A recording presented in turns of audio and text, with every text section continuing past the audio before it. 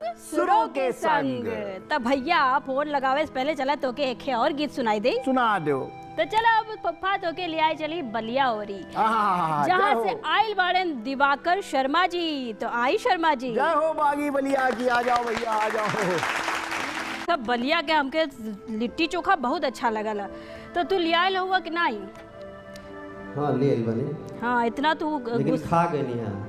अच्छा कुल खा गई नी? भूख लग रहा सुबह से खैले डाल रहे। हल्ला तो हम लोग का खा पाए? अब चली किन के खिया दे। चलो हम लोग चलो बढ़िया। बढ़िया। बिल्कुल बिल्कुल। तो सुनाई आज का सुनाबा? एक पूर्वी हम सुनाए।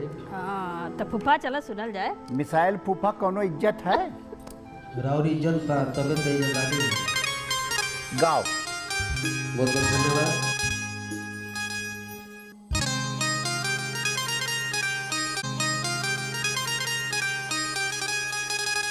पिया मोरा गईले रामा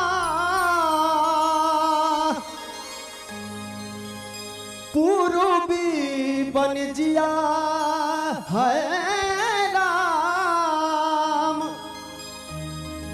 पूर्वी बन जिया से देके गईले ना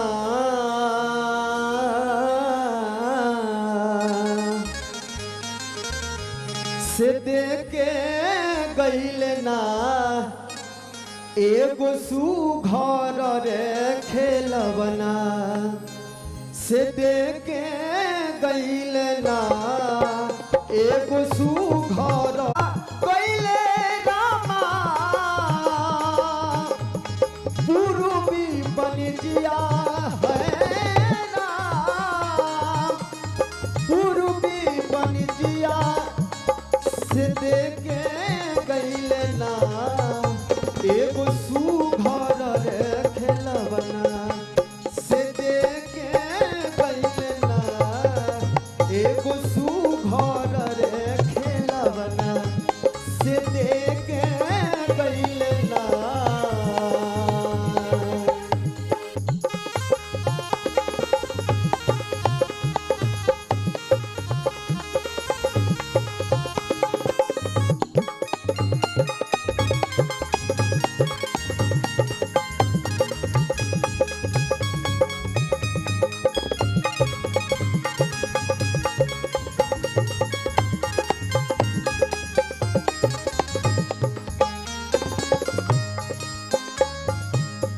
₹15 वाली 100